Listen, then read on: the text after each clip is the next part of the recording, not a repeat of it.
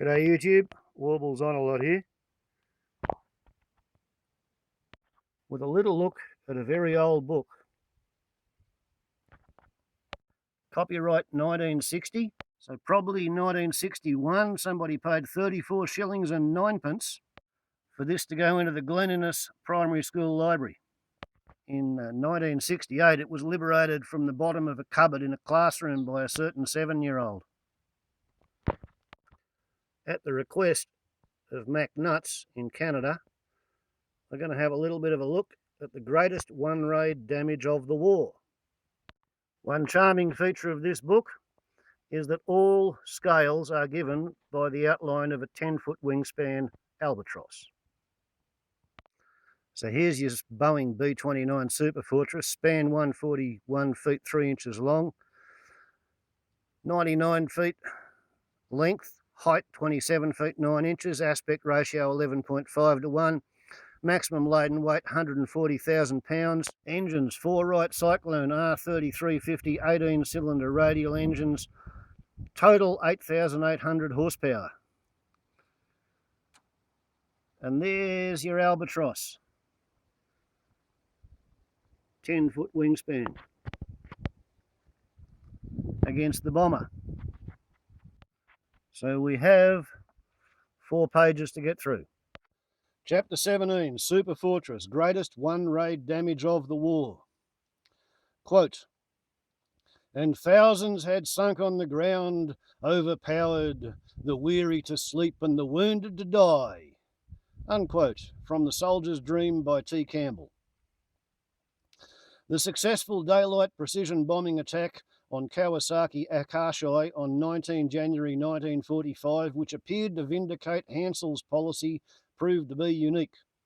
No previous nor any subsequent mission found similar visual bombing weather over targets in Japan.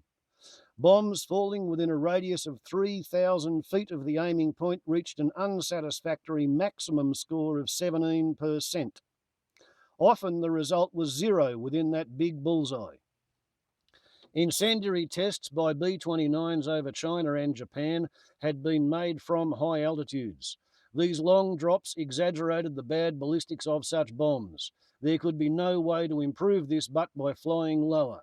This could not be done by day without the risk of severe losses from enemy fighters until the capture and consolidation of Iwo Jima enabled escort fighters to accompany the bombers. Weighing the intelligence reports of Japanese gun-laying radar, LeMay considered that its prediction accuracy was less efficient than that of the radar for the German guns against which his 8th Air Force had flown effectively over Europe. From this and the knowledge that the airborne radar of the 2 known Japanese night fighter units was inferior to Western standards, he believed that before the escort fighters became available, lower heights could be flown without unduly heavy losses. Lower altitude of flight allowed heavier bomb loads to be carried, and these were increased further because night attack permitted the B-29's defensive armament of 8,000 rounds of half-inch machine gun cartridges weighing about 3,200 pounds to be discarded in favour of bombs. Navigation was aided because cloud decreased over Japan at night, and long-range radio navigation signals came in clearer. Yet, despite the factors that seemed favourable, some persons predicted heavy losses. There was no time to consult Washington before LeMay decided to switch to night incendiary bombing. If the prophets of gloom proved to be correct, the whole campaign might be jeopardised and LeMay's career wrecked. He took that risk. Arnold knew only the day before the first mission. On 9th of March, flying without defensive armament, 334 B-29s took 2 3/4 hours to become airborne from Guam, Tinian and Saipan. Visibility over the target was 10 miles cloud from 1/10 to 3/10 covered. Pathfinders, after locating their aiming points, each offloaded 180 70-pound napalm-filled bombs.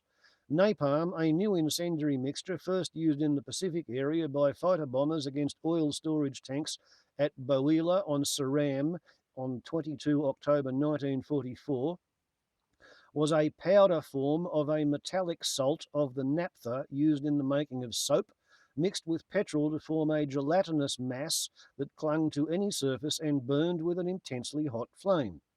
The jelly, filled into jettisonable fuel tanks and fired with a set igniter, started fires that could be controlled only by motorised firefighting equipment. The three wings from the three islands flew in behind the Pathfinders at from 4,900 to 9,200 feet and individually fanned out, each to drop 24 500-pound clusters of 6-pound oil bombs at 50 feet intervals on the sword edges of the wind-driven conflagration. As one new fire followed after another from the impacting cluster bomb's ignition, the situation in Tokyo became critical. Within 30 minutes, it was beyond control. The air crews saw it growing into a flame storm. People tried to escape from the flames by jumping into some of the smaller canals, but the trapped water boiled from the intense surrounding heat. No other air attack before or since, bracket, to the date of writing, and he's right, nobody else has done it since, was so destructive of life and property. In Tokyo, 15.8 square miles were burnt out, including 63% of the commercial, 18% of the industrial, and the heart of the residential districts. 22 scheduled industrial targets were destroyed. It took 25 days to remove all the dead from the ruins, which numbered about a quarter of all the buildings in the city. And in the final tally, the dead were listed as 83,793. And of wounded, there were 40,918. More than 1 million people were homeless. One can imagine the jubilation of Arnold back in Washington at this fearful demonstration of the power of the weapon he had so zealously forged. Except for having wings, it was the nearest likeness to the fourth horseman of the apocalypse the world had ever seen. On the 11th of March, 313 B-29s took off to attack Nagoya with similar bombs and loads, but each tail gunner had 200 rounds of ammunition just in case there should be night fighter attack. Stepped up from 5,100 to 8,500 feet. 285 B-29s reached this third largest city in Japan, centre of her aircraft industry. More aircraft reached Nagoya than had reached Tokyo, and they dropped 1,790 tonnes of bombs, 125 tonnes more than Tokyo had endured. The aiming point was in a part of the city where the population density was about 70,000 to the square mile. The plan was to drop at 100 feet intervals.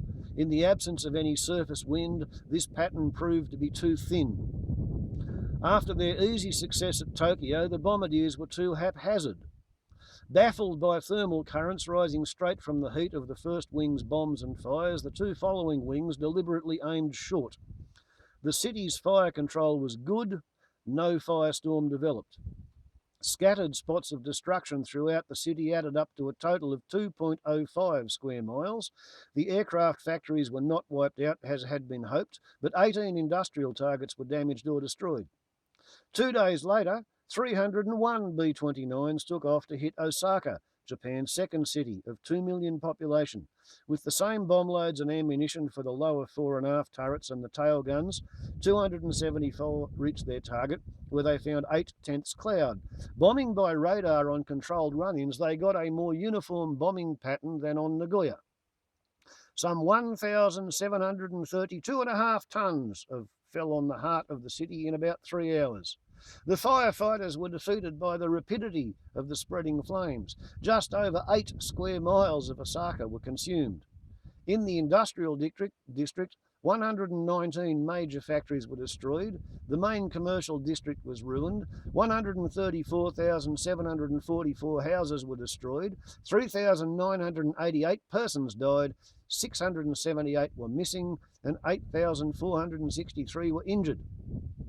2 B-29s were lost and 13 damaged. Kobe was Japan's 6th largest city. Hitherto, it had escaped almost unscathed. Its turn came on the 16th of March. 21 Bomber Command had run out of some kinds of incendiary bombs. The B-29s were loaded with 500-pound clusters, each containing 110 4-pound magnesium thermite bombs, and 307 aircraft dropped 2,355 tonnes of these clusters in 128 minutes. 1/5 of Kobe, or almost 3 square miles, containing about 500 industrial buildings and 65,951 houses, was burnt out. 242,468 people were homeless, 2,669 were dead or missing, and 11,289 were injured. 3 nights later, Nagoya again came under the fiery hammer of the command. The aircraft could not load a common pattern of bomb, so fast had the stocks been used up by the new strategy. 1 in every 3 aircraft carried 2 500-pound general-purpose high-explosive bombs to disorganise the firefighters, and 290 of the 313 B-29s dispatched dropped 1,858 tonnes of napalm, oil and other fireworks on the city, where 3 square miles were burned out. The Nagoya Arsenal and Aichi engine works were damaged, but the Mitsubishi aircraft factories were not badly hurt. Because of shortages of incendiary bombs, this ended LeMay's first fire blitz, in which a force of 380 aircraft flew 1,595 sorties in 10 days, dropped 9,365 tonnes of bombs, burnt out 32 square miles in 4 great cities, destroyed numerous listed military targets for a crew loss of 0.9%. There was rejoicing among the air crews and ground crews on the Marianas, but there was mourning in Japan, as you might well expect there to have been.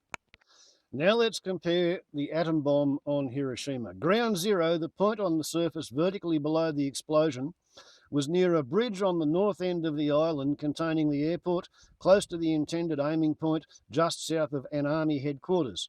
Theoreticians had estimated a 7,500-foot radius of destruction in this densely built-up complex of residential, commercial, military and small industrial buildings. The area actually destroyed extended from 6,000 to 8,000 feet outward from Ground Zero. Most of the densely built sections of the city were included. Lesser damage was done outside this area. Post-war survey disclosed that 40,653, or 81.1% of the buildings in the city proper, were destroyed. 8,396, or 16.7%, were severely damaged. 1,101, or 2.2%, were slightly damaged. The lightly built Japanese buildings were totally consumed, converted into smoke and ash by the intense heat, leaving almost no trace of their existence. About 30 buildings of reinforced concrete or masonry suffered severe blast damage, and only 2 escaped internal ruin by fire. So many people were killed by multiple injuries, radiation, burns, blast, flying debris, any one of which was alone lethal in innumerable cases, that the deaths from radiation will never be known. The reaping prodigality of the bomb needlessly killed the same person in 4 different ways simultaneously. The vast proportion of dead and badly injured relative to the living and still uninjured in the area effectively prevented any relief or rescue services from functioning. 270 of the city's 298 doctors were killed. 1,645 of the 1,780 nurses died. 42 of the 45 hospitals were destroyed or useless. The industrial sections of Hiroshima lay outside the stricken area and were only lightly damaged by the blast or fire. After an otherwise uneventful flight of just over 12 hours, Tibbets landed his B-29 at 14:58 hours. Sparks was there to greet the heroes of the new warfare, to give Tibbets the Distinguished Service Cross, and to every member of his crew a medal. It seems in retrospect absurd that these men were regarded as American national heroes. Their task had required elaborate training, the discomfort of security seclusion from many of their fellow men, but in accomplishment of their task was both easy and safe, thanks to the splendid aircraft in which they flew and the element of surprise sprung upon the unsuspecting Japanese. In one blow from one aircraft, they had devastated 4.7 square miles of Hiroshima and killed perhaps 80,000 men, women and children instantaneously, some by sheer evaporation in the incandescence of primeval flame. Neither the area of destruction nor the total casualties equalled those of the great incendiary bomb raid on Tokyo on 9 March 1945. But that raid took 334 aircraft to mount. Hiroshima witnessed the new power harnessed to a single aeroplane. That's what I used to read myself to sleep with when I was 7 years old.